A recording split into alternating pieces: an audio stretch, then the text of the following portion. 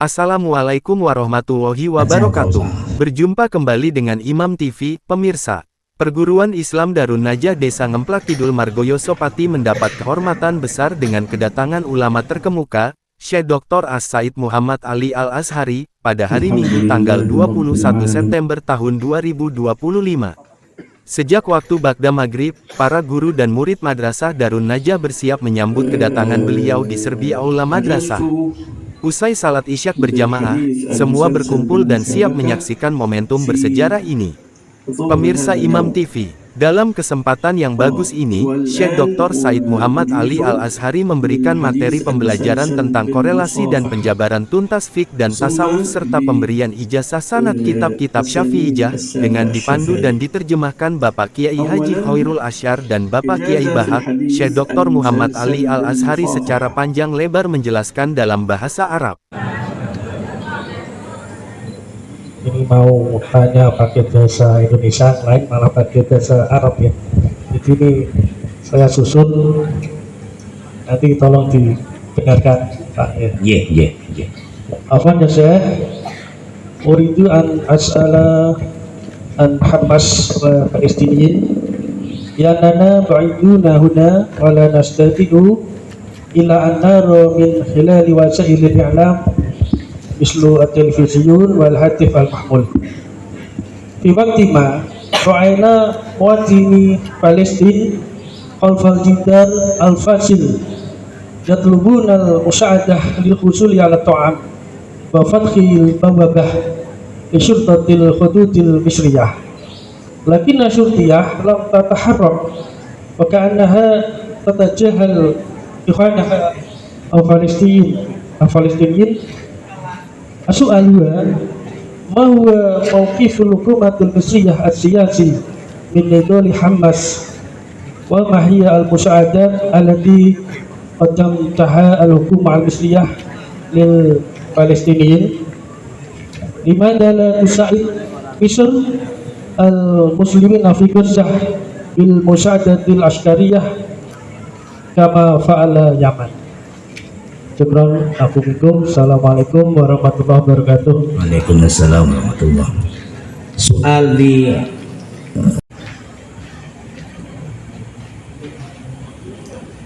غير أن الحقيقة غير واضحة بالنسبة لجمهور الناس في العالم، غير واضحة، ربما تكون واضحة للبعض لكنها غير واضحة لكثير من الناس.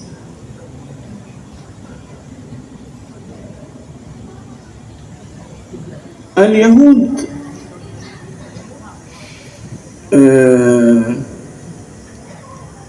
جنس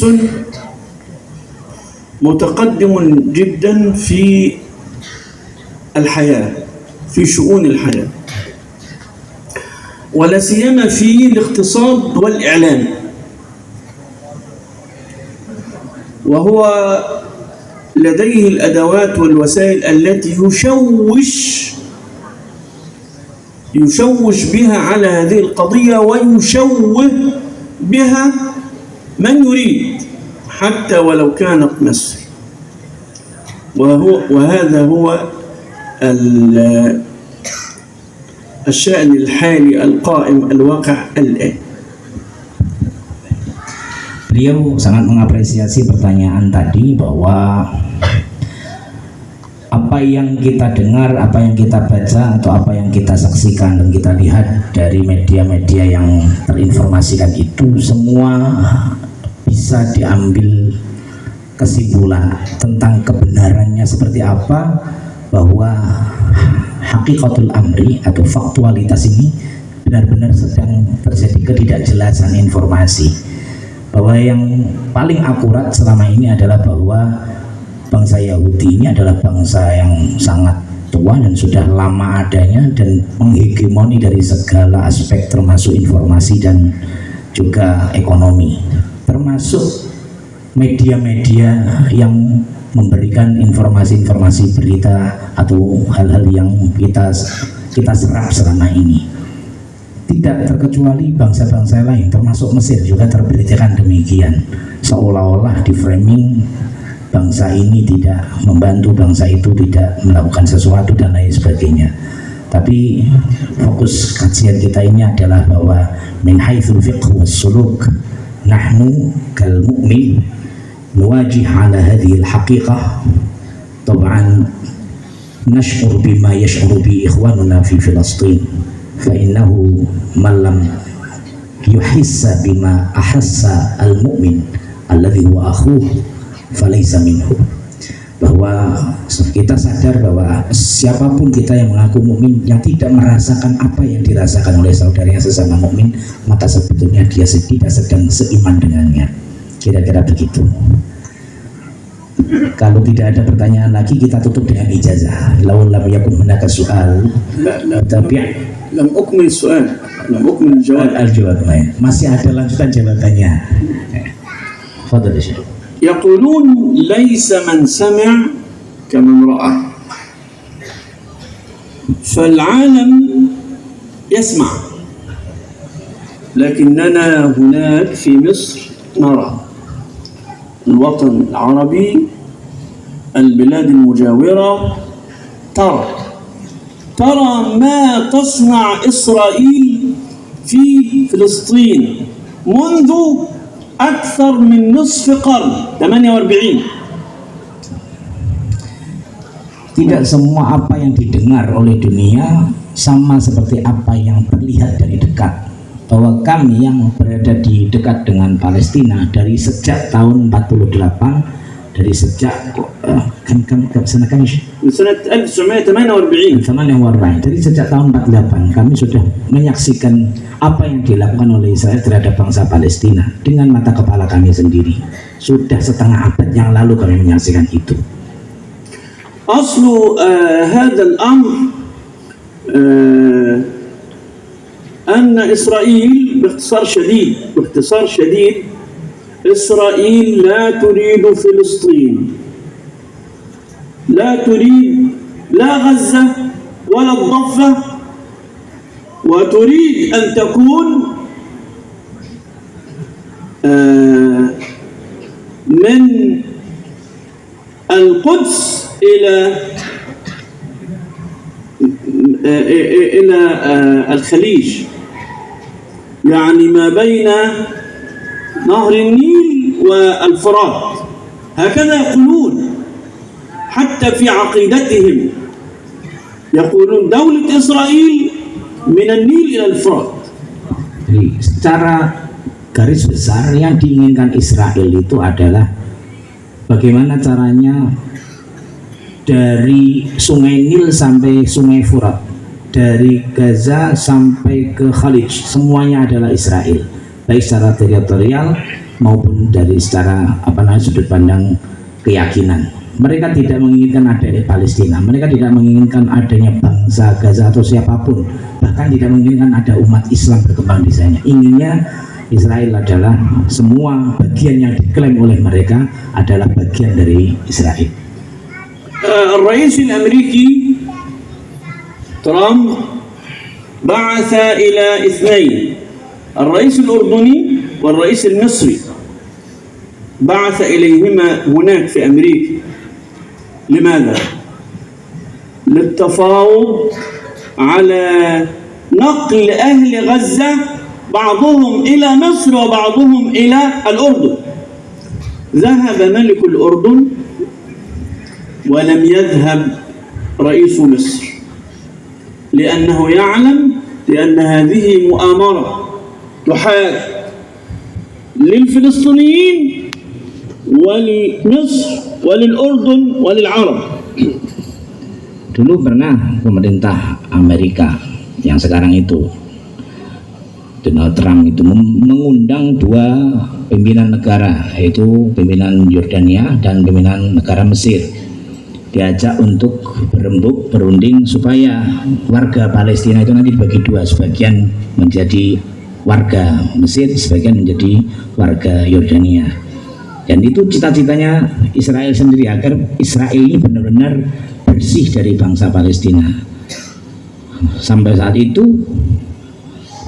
pimpinan negara atau raja Yordania berangkat, tapi presiden Mesir tidak berangkat. Karena Mesir melihat jika ini dilakukan maka ini sama halnya dengan kong kali kong, kerjasama untuk membinasakan bangsa Palestina, dan ini akan membahayakan tidak hanya Palestina saja tapi juga akan berpengaruh besar pada bangsa Arab secara keseluruhan. ولموقف مصر الرافض لإنهاء فلسطين اشتد غضب إسرائيل وأمريكا على مصر، فمصر الآن في موقف حرج جدا، لكنها بفضل الله تعالى وقوة جيشها لديها قدرة على الصمود من أجل الفلسطينيين أن يظلوا في بلدهم لهم وطن. صحيح قد يجوعوا قد يمرضوا لكن يبقوا في وطنهم، إذا خرجوا من وطنهم فلا وطن لهم. أيكونون عندنا أو عندكم أو عند هؤلاء هم أولى بوطنهم. إذا موقف مصر يحتاج إلى أن يقف مع مصر كل العالم من أجل أهل فلسطين، أهل غزة، أهل الضفة، أن يظلوا في وطنهم لا يخرجوا. Oleh karena Mesir berprinsip dan menolak keras ajakan Amerika untuk melakukan kong kali kong ini, untuk bekerja sama agar sebagian warga Palestina dialihkan ke Mesir, maka Amerika sangat marah dan membenci Mesir kala itu. Kemudian justru dengan cara itu Mesir mendukung bangsa Palestina untuk bertahan di sana. Itu bukan berarti bangsa Mesir membiarkan bangsa Palestina dihujani dan dibombardir, dihujani senjata atau permusuhan dari bangsa Israel, melainkan justru kalau mereka mengizinkan bangsa Palestina keluar dari daerahnya, maka dengan mudah bangsa Israel mengklaim bahwa daerah yang ditinggalkan itu adalah milik bangsa Israel. Oleh karenanya bangsa Mesir dengan segala resiko, memang mereka terus kemudian mengalami krisis, mengalami kekurangan pangan dan lain sebagainya, tapi selama mereka masih berada di situ, justru keberadaan atau eksistensi bangsa Palestina akan tetap bisa dipertahankan. وبهذه المناسبة ندعو الله أن ينتقم من إسرائيل ومن والاها وأن يحفظ أهل غزة وفلسطين وأن ينصرهم يا رب العالمين. Maka pada kesempatan ini kita semua berdoa semoga Allah Ta'ala menghukum bangsa Israel dan siapapun yang membantu mereka, dan semoga Allah senantiasa. أجزت بالحديث المسلسل بالمشابكة في ظهر هذا اليوم، والآن أجيز بالحديث المسلسل بالمصافحة، ثم بأسانيد السادة الشافعية. أولا إجازة في الحديث المسلسل بالمصافحة. الحديث المسلسل بالمصافحة أرويه وأجيز فيه عن جماعة من شيوخي، منهم شيخنا العلامة الأستاذ الدكتور علي جمعة، فقد صافحته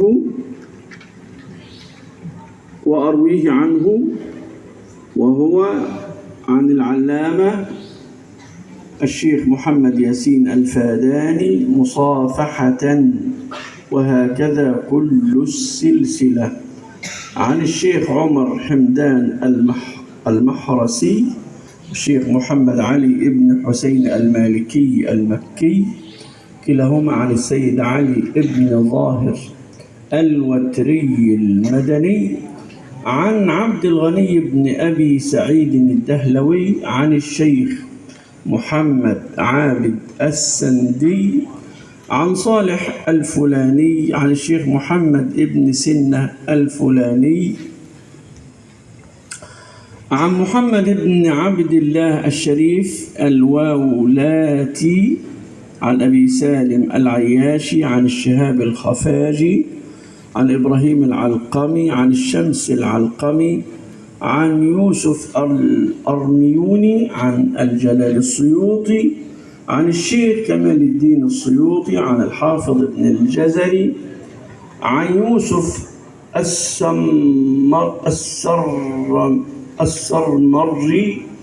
السرمري عن محمود بن علي البغدادي عن عبد الصمد بن أبي الجيش عن محمد يوسف بن عبد الرحمن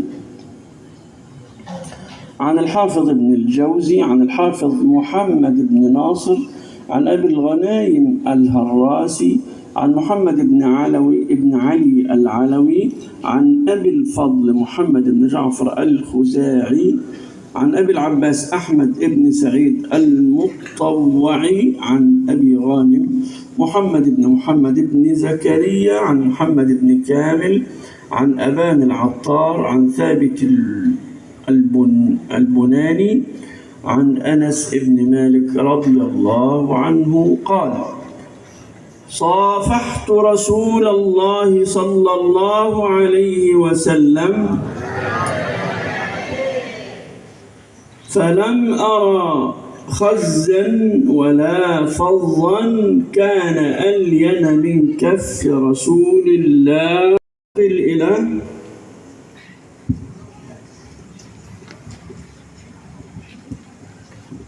إجازة في كتاب فتح القريب المجيب في شرح ألفاظ التقريب وحواشيه.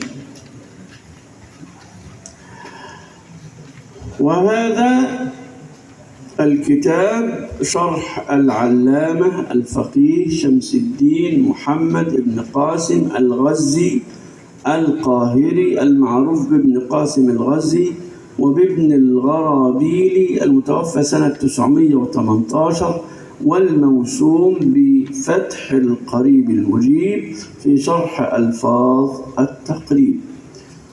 أجيز أنا الفقير إلى رحمة ربه الغني السعيد.